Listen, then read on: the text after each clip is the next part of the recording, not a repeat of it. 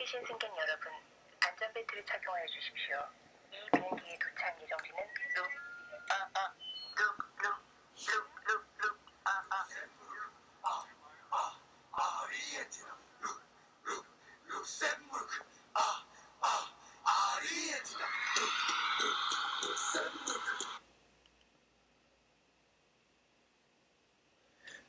네, 10월 22일 화요일 경제지표 스토리텔링에서 진행하는 밤을 잊은 그대 공개방송을 진행하도록 하겠습니다. 오늘 이제 준비한 첫 번째 내용은 2018년도서부터 지속되고 있는 미국과 중국의 무역전쟁인데, 먼저 이제 무역전쟁의 시비를 건 국가가 미국이에요. 미국의 트럼프 대통령은 그러니까 미국에 수입되는 중국에서 만들어진 제품들에 대해서 관세를 계속해서 부과하고 있는 중이에요. 이와 같은 이제 관세를 통해서 미국은 무역 수지 적자를 일부 이제 해소시킬 수는 있지만, 결과적으로 일정 기간이 지나게 되면 이 관세 부과로 인해서 미국에서 이제 해외로 수출하는 상품들의 가격이 높아지는 그런 역효과가 발생되게 됩니다. 그렇기 때문에 이 관세를 통해서 진행하는 보호무역 정책과 같은 그러한 정책은 매우 제한적, 단기적으로 뿐이 진행할 수가 없어요. 그러함에도 불구하고 미국이 굉장히 이제 공격적으로 중국 제품에 대해서 관세를 크게 부과한 이유를 이제 최근에 확인할 수 있는 그런 언론 보도가 있었죠. 10월 22일 날 이제 보도된 내용이에요. 보게 되면 레리 커들로라는 이제 중국과의 무역 협상에서 미국 측 그 협상 대표인 이 분이 이제 발언을 했죠. 그래서 미국이 원하는 것은 중국 금융 서비스 개방과 중국 통화 안정 협정이다. 이 두 가지를 이제 원하는 거예요. 그동안 이제 미국이 중국에 대해서 높은 관세를 부과를 하고 지속적으로 이제 난항을 겪게 만든 이유는 결국 이 두 가지를 원하는 거예요. 그래서 쉽게 말하면 중국 금융시장 미국에 개방해라. 그리고 두 번째는 너네 위안화 환율 이거 조작하지 말고 미 달러 대비 약세로 계속 가져가지 마.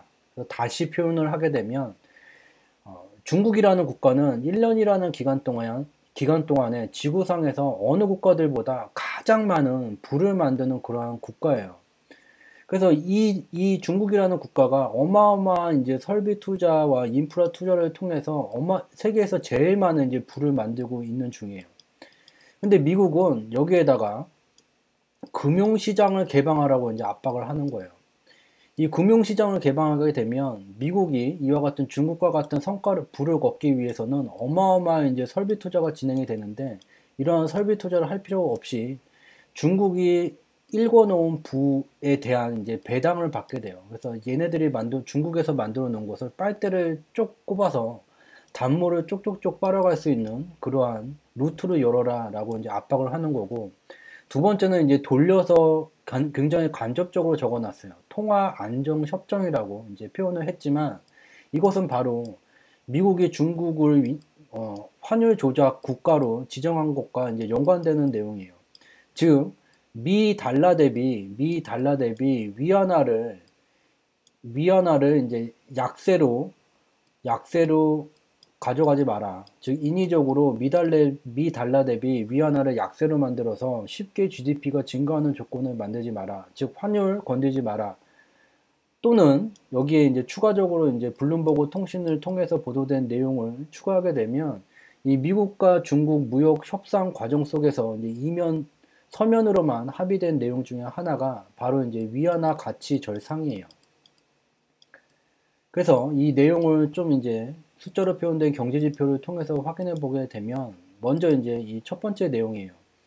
이 첫 번째 내용을 보게 되면, 위안화는 현재 녹색의 비행기 궤도, 저희 경제지표 스토리텔링과 주가를 상승시키는 경제지표 플랫폼에 특화된 시각적 방향성 분석 도구, 즉 경제지표 인가 분석을 하게 되면 처음 접하시는 분들은 이해를 하기 굉장히 어렵기 때문에, 그러한 분들을 위해서 시각적으로 방향성을 파악할 수 있는 이 시각적 방향성 분석 도구를 고안해냈어요.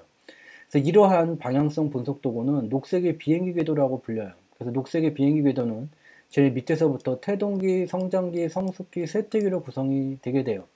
이와 같은 이제 수명주기론, 라이프 사이클이에요. 이것은 제품 수명주기론, 기술 수명주기론 또는 사회과학인 철학에서 말하는 인간의 생로병사와 그 개념이 동일하게 됩니다. 비행기가 출발지인 태동기를 이륙하게 되면 목적지인 쇠퇴기까지 비행을 하게 되고, 목적지에 도착하게 되면 추가적으로 상승을 하는 것이 아닌 새로운 생애를 만들기 위해서 태동기로 귀향을 하게 됩니다. 이 태동기로 귀향을 하는 과정 속에서 이 중간에 있는 붉은색 선이 비행기의 평균 상승 속도를 의미하는 경유지가 돼요. 그래서 귀향하는 과정 속에서 경유지까지 가게 되면 여기서 한 차례 쇠퇴기 초입까지 반등을 만들게 되고 태동기로 귀향을 하게 됩니다. 근데 미국이 중국과의 무역 전쟁을 통해서 결국은 원하고자 하는 것은 미국에 대한 중국의 금융시장을 개방을 해라. 너네가 일본 성과 나눠갖자. 그리고 두 번째는 이 위안화 가치 절상을 요구를 하고 있는 거예요.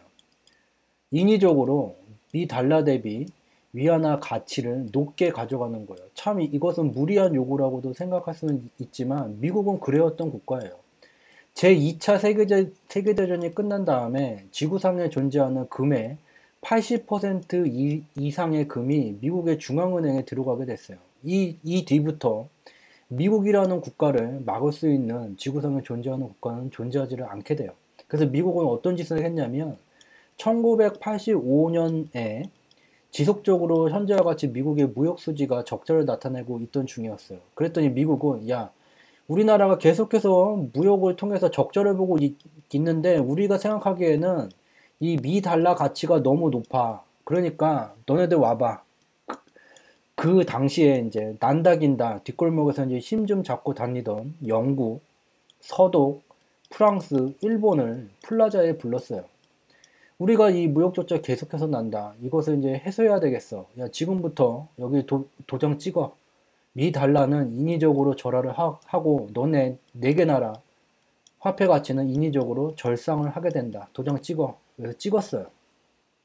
도장을 찍고 난 다음에 인위적으로 일본 같은 경우에는 이제 엔화의 가치를 높이게 됐어요. 돈의 가치가 인위적으로 높아졌기 때문에 물가는 굉장히 낮은 수준을 나타나는 것처럼 보이게 되고, 그렇기 때문에 일본은 지속적으로 유동성을 늘리게 되고, 이것이 이제 버블을 만들게 되고 1990년도부터 이 버블이 폭발하게 되면서 일본 경제는 짧게는 잃어버린 10년, 길게 보게 되면 고이즈미 내각의 성과를 만든 것을 그냥 생략하고 보게 되면 일본의 잃어버린 경제 20년이 시작되게 돼요. 이와 같은 이 인위적인 상대국가의 화폐 가치 절상을 야, 우리 1989년도에도 너네 나라 말고 이미 난다긴다 하던 애들 다 도장 찍고 갔어. 도장 찍으셔. 그거를 이제 요구를 하고 있는 거예요. 그러면 이제 중국이 택할 수 있는 것은 이 두 가지를 택할 수뿐이 없게 돼요. 왜냐하면 야, 중국이 지금 중국 경제가 미국 경제보다 성장률이 더 높아라고 말을 할 수 있지만 미국 경제의 가장 강력한 무기는 이 미 달러예요. 인류가 물물 교환을 시작한 이래로 물건의 가치를 교환하는 그 교환의 매개체로 사용한 것이 돌, 조개 등등 여러 가지를 이제 사용을 했는데 역사를 통해서 검증된 가장 신뢰가 높은 것이 금이에요. 근데 금 다음으로 인간이 만든 화폐 중에서 가장 신뢰를 받는 것은 중국인들이 부르는 미금화예요. 중국인들은 미 달러를 미금화라고 말해요. 미 달러를 중앙은행에 갖고 가면 금으로 바꿔주던 브레튼 우주 체제라는 게 있었어요. 그래서 여전히 인류의 물물 교환에서 가장 신뢰를 받는 것은 미 달러예요. 이 미 달러의 통화량을 조절하는 막강한 절대 권력을 가진 곳이 미국의 중앙은행인 미 연방준비제도 이사회 페드가 돼요.